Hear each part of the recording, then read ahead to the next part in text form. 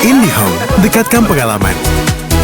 Dari Telkomsel. Lanjutkan apa kabar Indonesia Malam untuk melihat bagaimana situasi penanganan usai bencana yang terjadi di sejumlah wilayah di Sumatera. Kami ajak Anda bergabung dengan rekan kami Rindi Salsabila di Bukit Tinggi, Sumatera Barat. Selamat malam Rindi, bagaimana kemudian proses penanganan dampak bencana di sana? Ya, selamat malam Ken, Ane, Vena, dan juga pemirsa. Berkaitan bagaimana penanganan bencana di Sumatera Barat pasca banjir bandang dan longsor yang terjadi kurang lebih 4 pekan yang lalu. Saat ini kami di Kota Bukit Tinggi yang mana berdekatan dengan Kabupaten Agam.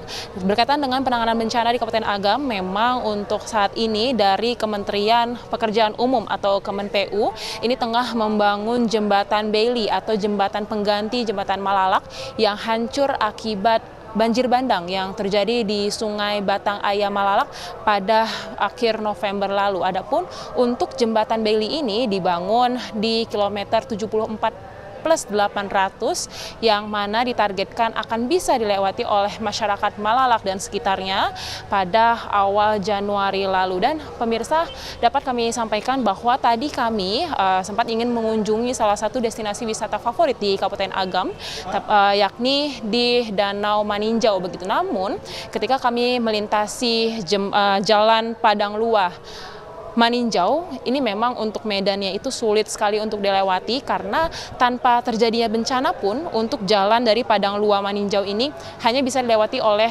2 kendaraan roda 4 dari 2 arah dengan jarak yang cukup sempit. Namun akibat dari longsor ini jalan pun banyak yang tertutup. Jalan banyak yang tertutup akibat tanah longsor dan hanya bisa dilewati oleh 1 kendaraan roda 4 yang mana artinya jika ada kendaraan lain yang ingin melintas harus bergantian. Dan tadi pun juga kami ingin melihat secara langsung begitu ya bagaimana update dari jalan Si Cincin Malalak yang merupakan salah satu jalan vital di Sumatera Barat karena memang untuk Si Cincin Malalak ini merupakan salah satu alternatif untuk rute Kota Padang hingga Bukit Tinggi via Malalak. Namun jalannya ini dari Simpang Balingka sampai Koto Kabupaten Agam Sumatera Barat ini terputus begitu ya karena sebelumnya kami sebenarnya sudah sempat mengunjungi pada pekan lalu. Namun sampai hari ini juga untuk jalan yang terputus, yang tertutup maksud kami akibat longsoran tanah masih belum diperbaiki. Dan jika kami dapat menceritakan bagaimana kondisi titik awal tertutupnya jalan akibat tanah longsor dari arah Simpang Balingka begitu, memang ini semua ditutupi oleh tanah dan juga ada banyak sekali ribuan kayu yang panjangnya kurang lebih sekitar 15-20 meter dengan diameter 1 meter begitu pemirsa. Dan jika kami lihat dari bentuk kayu-kayu tersebut memang ada beberapa kayu yang bentuknya seperti ditebang, namun juga ada kayu-kayu yang murni akibat tumbang pada banjir bandang dan longsor yang terjadi pada kurang lebih 4 pekan yang lalu. Dan dapat kami ceritakan juga pemirsa untuk bagaimana posko pengungsian terdekat dari Jalan Si Cincin Malalak itu ada 1 posko yang terletak di Masjid Simpang Malalak yang mana di situ berdasarkan informasi yang kami terima ditempati oleh 13 kakak atau kepala keluarga.